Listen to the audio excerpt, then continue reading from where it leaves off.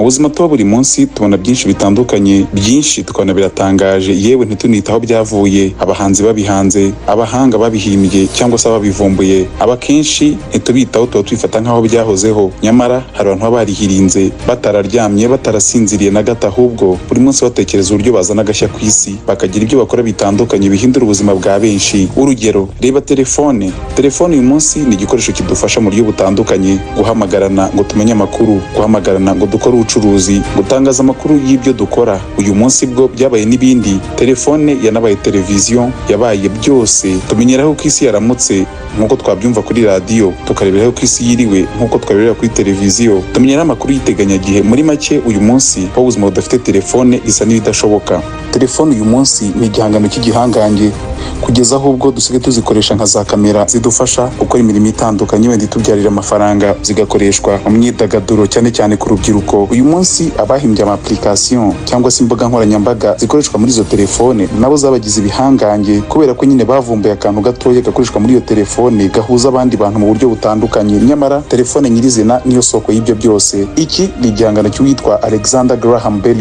Alexander Graham Bell ni umugabo wavukiye ahitwa Edinburgh mu bwami bw'Abongereza, yavutse mu mwaka w'1847. Alexander Graham Bell mu mwaka w'1877 nibwo bwa mbere yakoze igihangano nyine cyiswe telefone. Telefone ni amagambo abiri y'ikigereki, tele bisobanuye kure ndetse na phone bisobanuye ijwi, ubwo nyine bisobanuye ko gahunda ye ko ari ukugeza ijwi kure. Uyu Alexander Graham Bell kandi yanakoze ibindi bikorwa bitandukanye, gusa icyo yibukirwaho kiruta ibindi ni icyitwa telefone, ari nayo dukoresha uyu munsi, yamamaye ihuza abantu. Uyu munsi yanahagaritse imico imwe n'imwe kubera ko ifite telefone. Uhamagara iwanyu ukamenya uko bameze utiriwe ujya kubareba, uhamagara umuryango wawe ukabaza ibyo ukeneye ukaza kubitahana, bitiriwe biba ngombwa ko baza kugutegereza ku kazi ngo bahaye guhaha. Telefone ikoreshwa mu gushaka akazi, tugahamagara aho dushaka cyangwa se tukandikira abo dushaka. Telefone ikoreshwamo email. Nyamara Alexander Graham Bell mu mwaka w'1880, nyuma y'imyaka 3 gusa amaze kuvumbura telefone, ngo yakoze n'icyo yise photofone, akora n'icyitwaga graphophone mu mwaka w'1886. Ibi byose ngo yabikoze ari gushyira umuhate mu kurokora ubuzima bwa perezida w'icyo gihe wa Leta Zunze Ubumwe za Amerika witwaga James Garfield.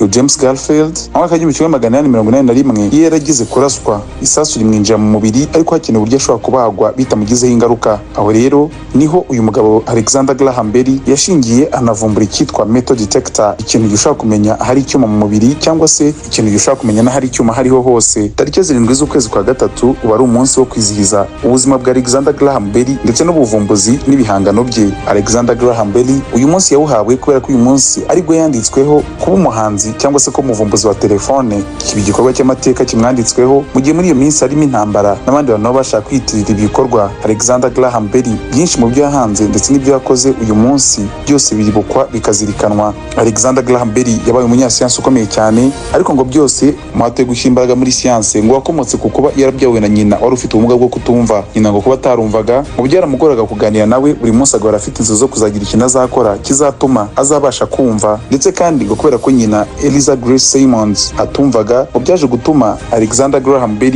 yishimira urukundo yahabwaga n'unyina utarumvaga, nawe yiyemeza kuzashaka undi muntu nawe utumva, iza kurangira ashatse umugore witwa Margaret na Herbert. Uyu nawe yari afite ubumuga bwo kutumva. Alexander Graham Bell ngo yari afite gahunda yuko azakora igishoboka cyose akazakora ubuvumbuzi buzatuma azajya abasha kuganira n'aba bantu bitamugoye, ari umugore we ari na nyina. Ngo mu gihe rero ari kugerageza kubafasha, Alexander Graham Bell muri bwaje kuvumbura nyine iyo telefone. Nyuma yaho kandi ngo ntabwo byanagarukiye aho ngaho, Alexander Graham Bell yanavumbuye icyitwa hydrodome, igikoresho cyifashishwa mu bantu bajya mu mazi munsi, akivumbura mu mwaka w'1919 kigenda gipima ubujyakuzimu n'umuvuduko bari kugenderaho mu gihe bari mu mazi. Iki cyaje kwifashishwa cyane n'abantu bajya gukora ubushakashatsi mu mazi munsi, biza no gutuma atorerwa kuba perezida w'icyitwa National Geographic Society. Ni itsinda ry'abashakashatsi bakomeye ryita cyane ku buvumbuzi bw'ibintu biri muri kamere, haba mu mazi, mu mashyamba, ku nyamaswa n'ibindi bitandukanye. Uyu munsi ubuzima bwa Alexander Graham Bell bwibukirwa cyane kuri telefone y'igikoreshwa uyu munsi, kandi yabaye n'igikoresho cy'ingenzi gituma ubuzima uyu munsi bushoboka. Ku itariki 10 z'ukwezi kwa gatatu mu mwaka w'1877 nibwo habaye ijambo rya mbere ryavugiye kuri telefone. Bell yavuze mu rw'icyongereza abwira witwa Watson ati, Mr. Watson, come here, I want to see you. Bisobanuye ngo Watson, ngwino hano ndashaka kukubona. Aha bariho bagerageza nyine kumva yuko telefone yakora. Uyu Watson yari mu kindi cyumba. Uyu Watson yarabyumvishe neza, ahita asohoka muri icyo cyumba araza yireka amwereka Graham Bell ashaka nko kumubwira yuko nyine ubuvumbuzi bwabo bwakoze. Uyu munsi Alexander Graham Bell afatwa nk'igihangange, ndetse kandi natwe twamufata dutyo kubera yuko iyi telefone yavumbuye itugejeje kure,